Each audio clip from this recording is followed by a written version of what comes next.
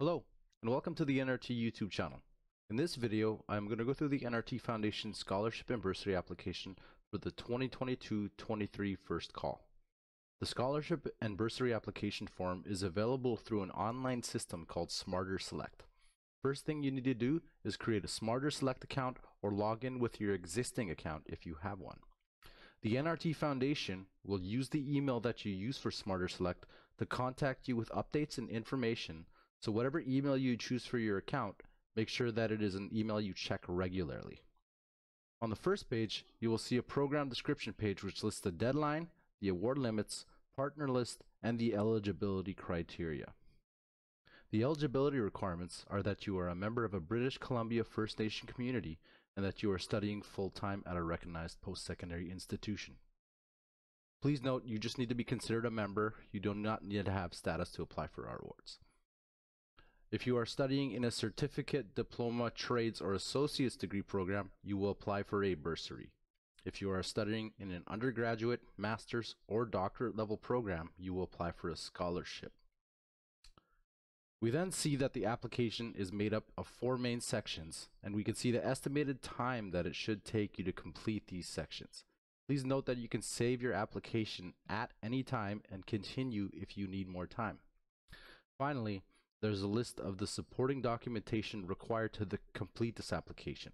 We'll go into a bit more detail about this later, but this just helps you to gather it if you want to gather it before you start your application.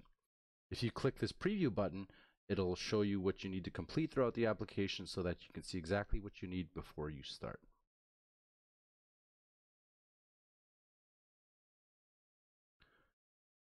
We then see the next page, which lists more information about the guidelines and the application. I strongly encourage you to read everything on this page as it contains a lot of information. Again, you should be from a BC First Nation community and studying at a recognized post-secondary institution. We list the amount of awards available, as well as ineligible categories for students and institutions and programs. Please note that our program eligibility and ineligibility is determined by our funding partners, as they provide the actual awards or the actual money for the awards. Timeline information is listed next. These are general timelines and may be subject to change, but they give you an idea of how long our program may take. Finally, we also list the deadline here and the contact information should you have any questions. Please note that there's a frequently asked questions that's available to students at all times. You simply click at the top right, you'll see this help section. When you click on that, it'll take you to the frequently asked questions page. After you've read all this, and if you've read the frequently asked questions and you still have questions, you can reach out depending on your program level. If you're a bursary level student, you can reach out to Lana Plant. Her email is listed here. And if you're a scholarships level program, you can reach out to Maria Lamo, and her information is listed here. We also have our phone numbers listed here, and you can reach out to us between 8:30 to 4:30 p.m. Although I would say email might get you a better response. There's some legal information here. It just says we're not going to share your information, and we only gathered for the purpose of assessing your application. This next page lists our partner bios, the awards available, and the eligibility criteria for these awards. Some awards require you to be studying in a specific field of study, while others require that you indicate interest in a specific industry. I encourage you to read these and see if any awards apply to you and your studies. The NRT Foundation will do our best to ensure you are considered every award that you qualify for. We check every application and we try to match them with our partner awards.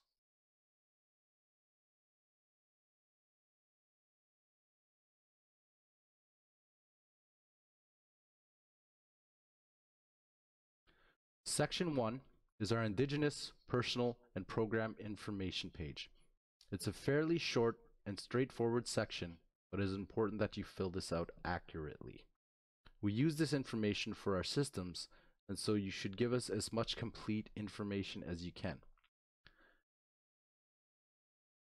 First things is self-declaration. All the information is here. We ask that you fill out the full name of your community so that we don't have to correct it later. You can write your name in there. In this case, I'm applying as student. I was born on January 1st, 1990, and I have to have a SIN number to apply. We ask for an email address in this section so that we have a secondary and a third email address that we can reach out to you if you're not checking the Smarter Select application. If you are awarded, we want to find you, so we do our best to do that. I've listed address information here just to let me know where I live. And then this is the important section on this page. Post-secondary information. Pay attention to the level of the program that you select for your application. If your letter indicates that you are in a different level program, then your application may be withdrawn. If in doubt, double check your letter of enrollment for the program level. In this case, I am applying as an undergraduate student who is taking a Bachelor of Arts in Education at the University of School. And I'm a new student. I indicated when I'm starting my program.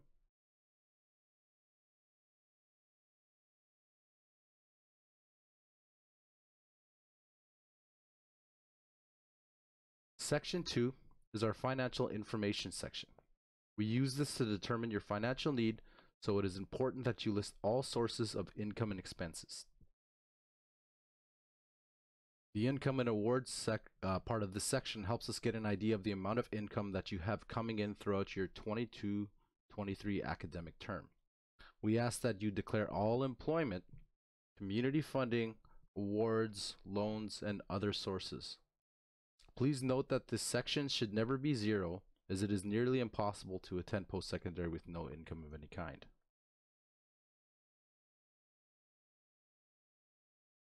The expenses section is next, and we ask that you declare tuition that is not being covered. We want to see any shortfalls in your education expenses, as well as your monthly expenses and your one-time expenses. Attending school is expensive, so feel free to include all your expenses here.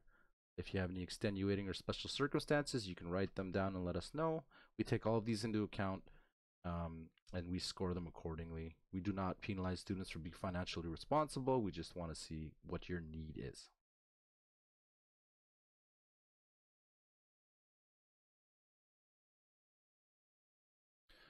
Section 3 is the goals, community involvement, and essay section.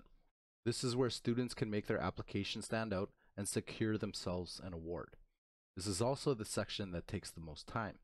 You can save your progress and return later. There's also a word counter at the bottom of the essays, right down here. If you type in here, it'll actually update and it'll show me my words. And then if you want more room, you could always drag this down or drag it up. It's as much room as you need. We ask that you write your essay within these boxes, because if you write it in Word and copy and paste here, there can be formatting issues. In some cases, we've actually seen students' essays get deleted, so make sure you're writing it within the box. There's plenty of tools you can use here. My best tip for this section is to make sure that you answer the questions that are asked of you. You don't want to submit an essay that doesn't acknowledge the question or questions. Don't worry if you aren't the best writer. If you are clear in your answers and put effort, that will shine through. You will be asked to provide an essay on your education and career goals. Elaborate here. We want to know what your goals are, and some awards are dependent if your goals align with what the funder wants. The more you give us an idea of your ideal education and career, the easier it is for us to pair you with partner awards. Note that there's a max number of 250 words. It doesn't need to be a super long thing. We just want you to elaborate on it. The community involvement essay is next, and lets us know how active you are in any community that is relevant to you. Note that we don't mean a town or a village. We mean a community of people such as study groups, volunteer groups, sports groups, and such. We want to know the roles that you play in your chosen communities. Next comes the program level essay. This will probably take the most time. We have different essay questions for bursary students, undergraduate students, and master's doctorate students. This is why I said it's very important that you select the correct level. If you selected the wrong level in the earlier section 1 section, you will be asked the wrong question, you will answer the wrong essay question, and then we'll have to pull your application out and you'll have to redo this section to correct it. Again, make sure you pay attention to the essay questions that are being asked of you and you answer them within your essay. That is one of the greatest pitfalls we've noticed with students, is they'll read the question and then they'll write an essay that's completely about something else.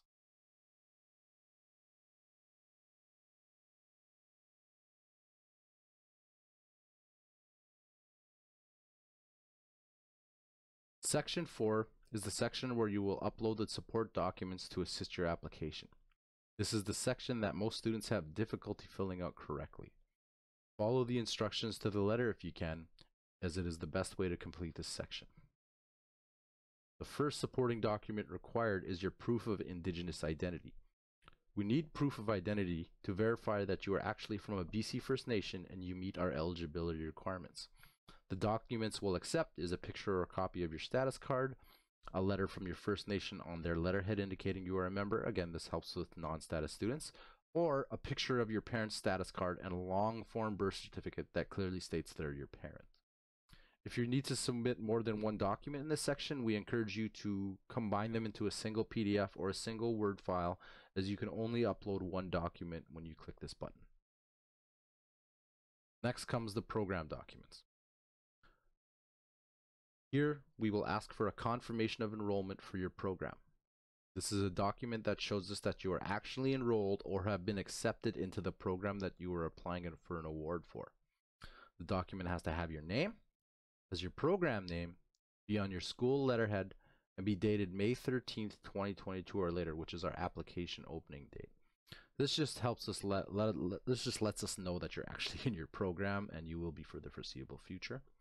Note, if you're a bursary student and you graduate during the application window, which is May 13th to, that should be June 24th, or actually it's August 24th, that's correct. You can submit a copy of certificate, diploma, or confirmation of enrollment from that time. We'll accept it.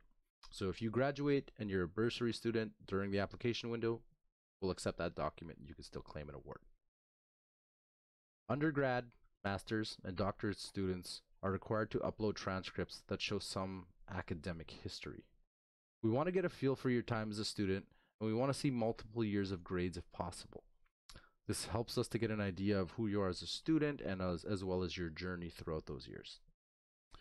We'll accept high school transcripts if you're a new post-secondary student and this is your first time going to a program. We'll accept post-secondary institution transcripts, whether official or non-official. We'll also take a screenshot of online grades as long as your name and there's a date listed so that we can verify it's recent. Finally, you can upload a copy of your resume or CV. Many of our partners that provide the funding for these awards have job opportunities, and gathering these resumes or CVs help us connect to you with opportunities such as co-ops or job opportunities.